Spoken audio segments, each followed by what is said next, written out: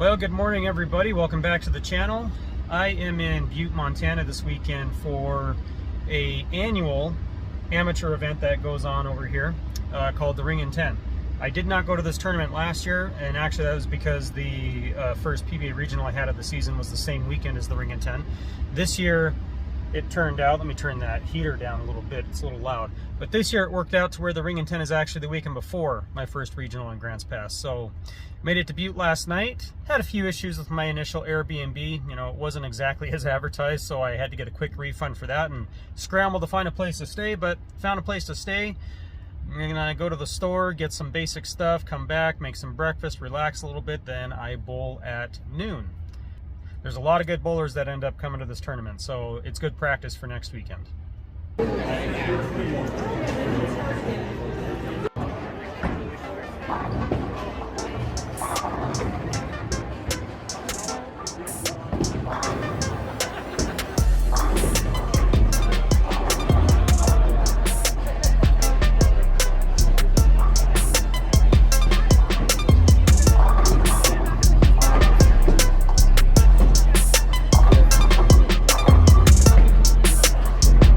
Everybody, your shot time's up, so please make sure you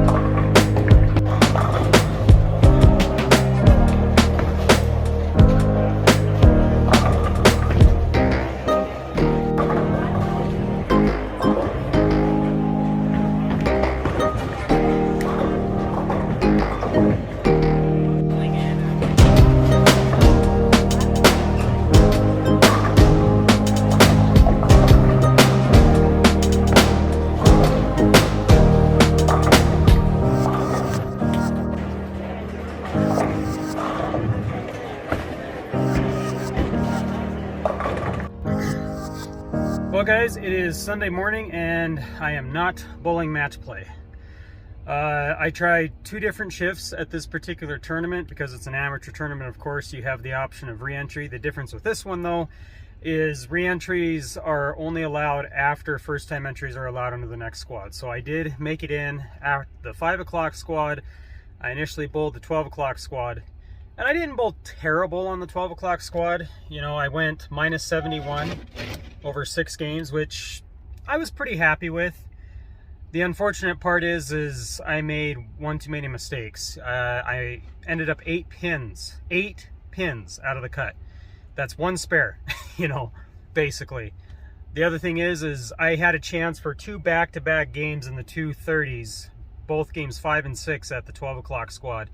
And I got up in the 10th frame of both games and just could not finish the game out. Ended up with mid 190s because of that. In the 5th game, I got up, threw a shot, left a split, and that was the end of that, 191. At the end of game 6, I had 5 strikes in a row going into the 10th frame. Got up in the 10th frame, threw my first shot, big 4. So, yeah, that does not leave you with a good feeling on your way out the door. You know, it makes you really mad. I was really frustrated after that, unfortunately.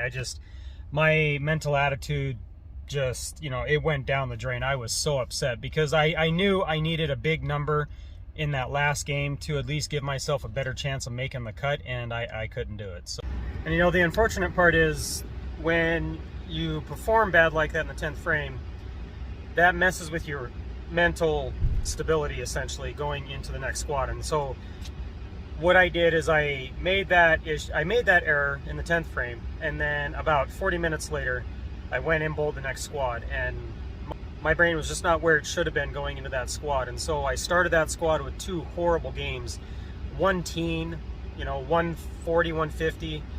Then I shot 242, so I started to be like, I was like, okay, well maybe there's hope, you know, maybe there's a chance. And then the very next game I gave it all back by shooting a 150. So the 5 o'clock squad did not go well at all. My frame of mind in that squad was not in the right spot. You know, a lot of people don't talk about the mental game with bowling and how much it affects your performance over time, and that's a huge part of it. You know, making adjustments to how the lanes are playing and how other people are playing on your pair, and, you know, ball choices and stuff like that. All that stuff is, you know, once you understand it, it's relatively easy. The tough part is having a strong mental attitude approaching a qualifying block, especially when you're in a situation of being behind. You know, the first squad I wasn't too far behind, so as long as I was able to put together a couple good games, I knew I could get above that line. The second squad, you know, it was rough because I was so far behind the whole time. I was basically faced with, if I don't shoot or average 250 over the next 3 games, there's no way I'm going to make it. And that happens to be when I shot that 242. You know, that was my frame of mind going into game 3. I made a complete change on the lanes. I moved 2 zones left. I was trying to play right around 3rd arrow. That just obviously was not working.